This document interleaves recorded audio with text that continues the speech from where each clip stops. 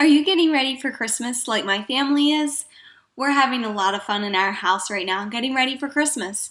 And as you are getting ready for Christmas, I wanted to share with you a story that I really like about a Christmas mouse. Now, I hope you're just a little bit curious.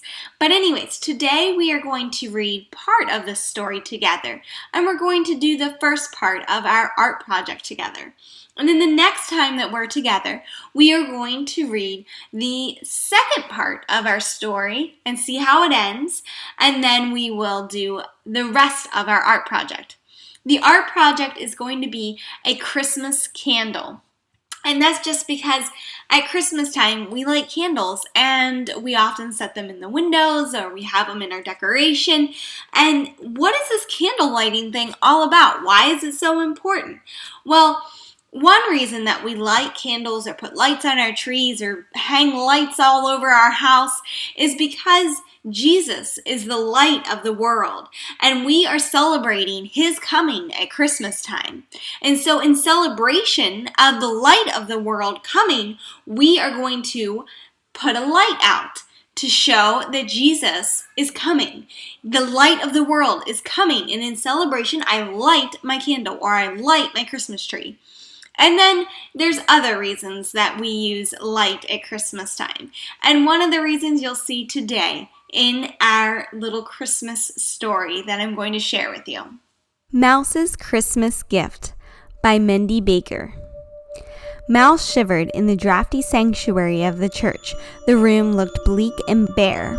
Where was Parson? Mouse scurried over to Parson's empty study and glanced at the calendar. December 23rd. Something wasn't right.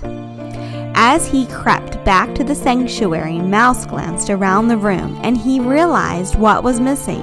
In the storage closet, he burrowed through boxes, searching until he found the right one. Could he arrange the delicate figurines? Pulling and prodding, lugging and lifting, Mouse worked until he finished the job. When he was done, sweet baby Jesus slept in the manger. Beside him stood Joseph and Mary, God's faithful servants. There was the magnificent angel that announced the greatest message of joy the earth would ever know. The lowly shepherds and sheep, chosen to hear and spread the good news, were there.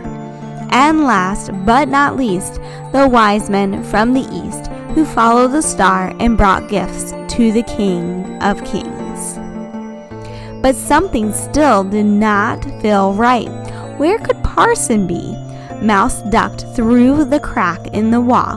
He raced through his tunnels until he, wet nose, poked into the small living quarters in the back of the church. Parson, your fever is worse, said his wife as she brushed her hand across his forehead. Parson began to cough. I guess I have no choice, he mumbled, as he pulled the quilt over his thin, shivering frame. Mouse watched Parson's wife nail a note to the door of the old church. Christmas Eve service canceled. Mouse's tail drooped. Parson had never canceled a Christmas Eve service before. Mouse had to do something, but what? Back to the boxes. He tripped and fell on something hard and made of wax. He had an idea. Mouse set a sturdy candle in the window of the old church and lit its wick. The glow filled the room, but would anyone see it? That night, Mouse stared at the nativity in the soft glow of the candlelight as he drifted off to sleep. Across town, Alexander Stevens peered out his window into the starry night. The streets of the village looked deserted. The decorations stayed tucked away. Grim, worried villagers repeated the phrase, "No money for Christmas." Alexander sighed. Did it really take money to celebrate Christmas? In the distance, he saw the silhouette of the old church, its strong steeple pointing to heaven. He blinked and then blinked again. Was that a light in the window? What do you think Mouse will do about Christmas? And what does Alexander Stevens have to do with any of it? Well, continue on our journey next time in episode 2. Now we are going to make our Christmas candles art project. For this project, you're going to want to cover your desk with either old newspaper or something like this pill and stick wrap that I have. I also would recommend you getting a paper towel and some water, and grab your watercolor paints. You will also need 2 pieces of watercolor paper. Well, at first, we're going to cut this first piece in half. Next, we are going to cut one of our halves in half again. We first are going to use our green paint. So grab your brush and some water and put the water into your green paint, because we are using watercolor paint, so you have to add a little bit of water to it. And then add the green paint to this half sheet of, well, it's a quarter of a sheet of paper that you prepared, and just paint the whole thing green. Okay, once you finish painting your green paper, then move that to the side. And then wash off your brush in the water really well. And then once it is coming out clear on your paper towel, clean, clear water coming out of the brush, then you want to put some water in your yellow and start painting that paper, that quarter piece of paper there that you have, yellow. Paint the whole thing yellow. After you finish painting it yellow, grab some orange paint and put a dot of orange in the middle of the yellow, and since the yellow is still wet, it will kind of just bloom out and create a orange spot there. And then put some red paint in the middle of orange. So we're creating our flame for our candle out of this. Alright, so you're finished with that piece of paper, so clean your brush off and then move the yellow paper to the side. Next, grab your half sheet of paper, and we are going to paint this whatever color you want your candle or candles. So if you want it purple, then paint it purple. I'm going to paint mine blue. You could also choose to have it any other color. I will say that our background is going to have yellow and purple and orange in it. And it also will have brown at the bottom. So I don't know if that changes anything for you for the color that you want on your candle. Paint that whole entire piece of paper the color that you choose for your candle, and then we are going to move that to the side. Okay, now we are ready to clean our brush again and grab our big piece of paper. Now with our big piece of paper, the direction that we have the paper is important. Make sure that it is vertical or like it's in the shower, not horizontal or taking a bath. So we're again going to have a vertical piece of paper. So it's up and down long ways. Grab some yellow paint and make a circle towards the upper middle of that paper. We're just making a nice circle right there, and then cleaning our brush off a little bit and pick up any extra water that is on your paper.